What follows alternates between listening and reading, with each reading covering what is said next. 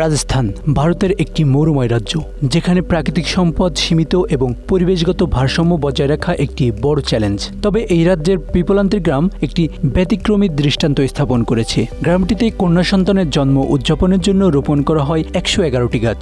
এটি শুধুমাত্র পরিবেশ সুরক্ষার একটি উদ্যোগ নয়, বরং সমাজে কন্যা সন্তানদের প্রতি দৃষ্টিভঙ্গি পরিবর্তনের একটি প্রতীকী প্রচেষ্টা। 2006 সালে পিপলান্ত্রী গ্রামের তৎকালীন সরপঞ্চ শ্যামসুন্দর পালিওয়াল এই প্রথার সূচনা করেন। তার কন্যা কৃতি পালিওয়ালের অকাল মৃত্যুর পর তিনি এই প্রথার মাধ্যমে সমাজে কন্যা সন্তানদের মর্যাদা বৃদ্ধি এবং পরিবেশগত সুরক্ষার প্রতি মনোযোগ দেওয়ার সিদ্ধান্ত নেন। তার এই উদ্যোগ কেবলমাত্র একটি গ্রামের নয়, পুরো দেশের দৃষ্টিভঙ্গি পাল্টে দিয়েছে। এখন কন্যা সন্তানের জন্মের পর গ্রামের পরিবার এবং স্থানীয় প্রশাসন মিলে 111টি গাছ রোপণ করেন। এই গাছগুলো সাধারণত নিম, আম এবং অন্যান্য স্থানীয় প্রজাতির হয়, যা পরিবেশগত ভারসাম্য বজায় রাখতে সাহায্য করে। শুধু গাছ লাগানোই নয়, সেগুলোকে যত্ন নেওয়ার জন্য একটি সুনির্দিষ্ট পরিকল্পনা থাকে।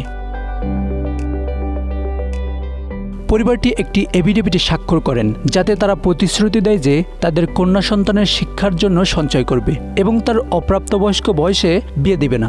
এটি সামাজিক কুসংস্কারের বিরুদ্ধে একটি শক্তিশালী বার্তা দেয়। এই প্রথার ফলে পিপলান্ত্রী গ্রাম একটি সবুজ মরুদ্যানে পরিণত হয়েছে। গত কয়েক বছরে এখানে কয়েক লক্ষ গাছ রোপণ করা হয়েছে, যা গ্রামকে মরুকরণ থেকে রক্ষা করেছে। গাছগুলো কেবলমাত্র অক্সিজেন সরবরাহ করে না, বরং স্থানীয় জীববৈচিত্র্য সংরক্ষণে গুরুত্বপূর্ণ ভূমিকা পালন করে। গাছের সাথে সাথে তারা গাছের নিচে অ্যালোভেরা চাষ করেন, যা স্থানীয়দের জন্য একটি নতুন আয়ের উৎস হিসেবে কাজ করে। এটি গ্রামবাসীদের আর্থিকভাবে স্বনির্ভর করতেও সাহায্য করছে। এই উদ্যোগ কন্যা সন্তানদের প্রতি নেতিবাচক দৃষ্টিভঙ্গি পরিবর্তনের গুরুত্বপূর্ণ ভূমিকা পালন করেছে। ভারতের অনেক অঞ্চলে এখনও কন্যা সন্তানের জন্মকে বোঝা হিসেবে দেখে। পিপলান্ত্রীর এই প্রথা দেখিয়েছে যে কন্যা সন্তান কেবলমাত্র একটি পরিবারের নয়, পুরো সমাজের জন্য একটি আশীর্বাদ। পিপলান্ত্রীর এই উদ্যোগ বিশ্বজুড়ে প্রশংসিত হয়েছে। এটি টেকসই উন্নয়নের একটি মডেল হিসেবে চিহ্নিত হয়েছে। বিভিন্ন পরিবেশবাদী এবং সামাজিক সংগঠন এই প্রথাকে উদাহরণ হিসেবে তুলে ধরেছে।